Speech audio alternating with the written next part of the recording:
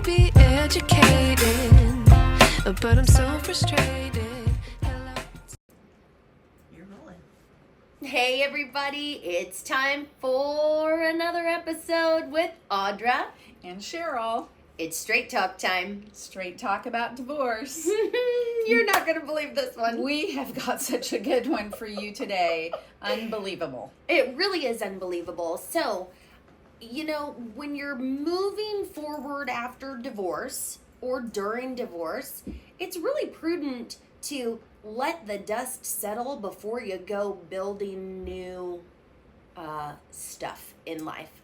What I'm particularly leaning toward is, Sheryl, what would you do if you had, we're just going to call them husband and wife, okay? You've got a husband and you've got a wife and they're going through a divorce.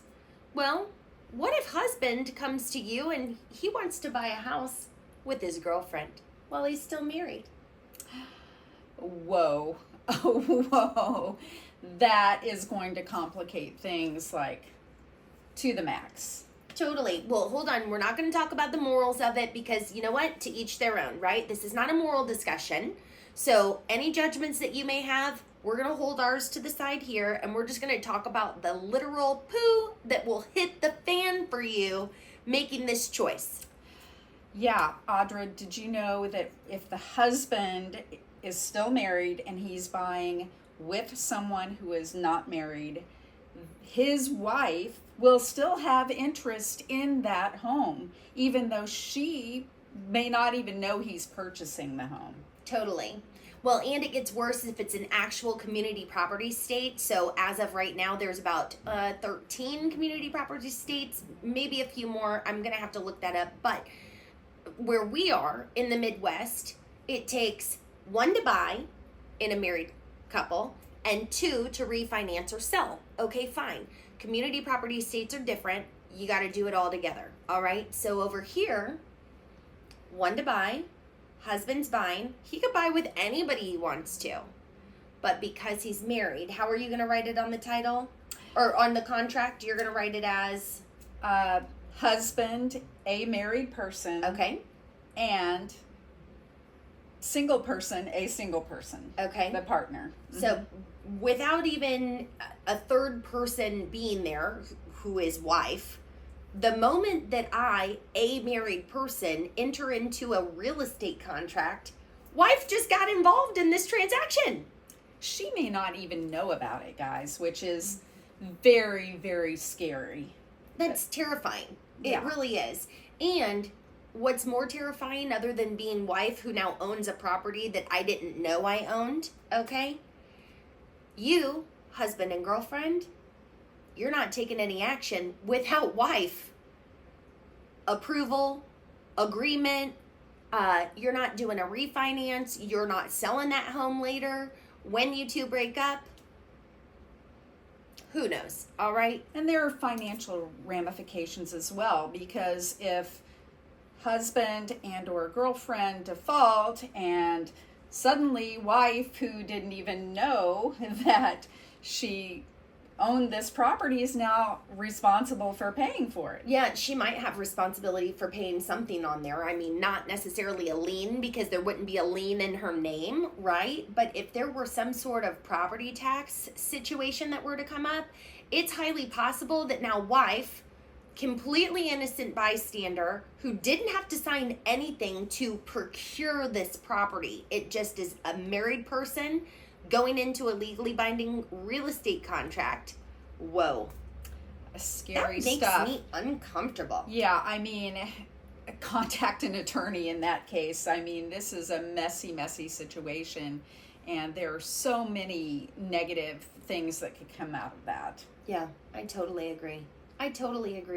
And I mean, if you find out, wife, that this is happening because husband comes to you and says, hey, I want to buy a house with my girlfriend, will you sign the paperwork? Pump those brakes. All right.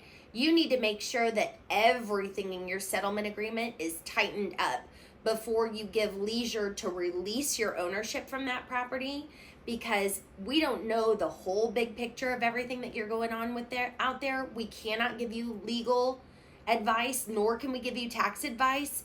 But before any contracts are written into or dissolved, you got to look at the big picture of everything and make sure that there is no adverse action coming to you for the action you're about to take.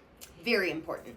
And best case scenario, don't sign anything. Don't do anything until the divorce is final, and don't rely on your husband to say, hey, well, we'll take care of this afterwards, and don't get involved in something like that. Well, you know what I've heard? That really, when you get divorced, you shouldn't do diddly boo for a year to let yourself emotionally reset. Absolutely. I mean, get in touch with yourself. It has taken me way longer than a year to really get to know who I am. How long do you think it took you after you got divorced? Oh, at least 2 years. Oh, 2 years? I'm a little bit slower. And you do this.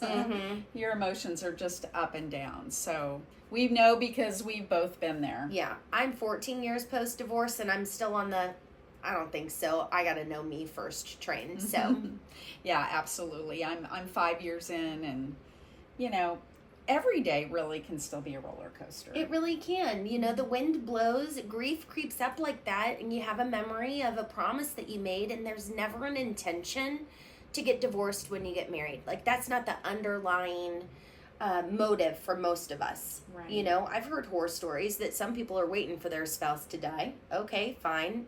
That's not for most of us, right? It is a sad situation, and especially in this instance, if somebody is moving forward to buy a home, like, that is a commitment.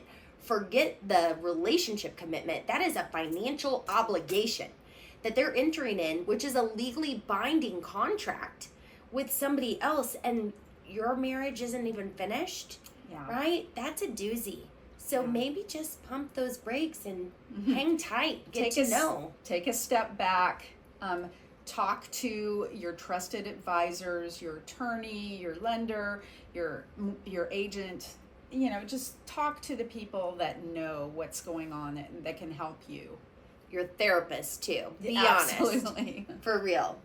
Well, this has been Straight Talk. Straight talk about divorce, guys.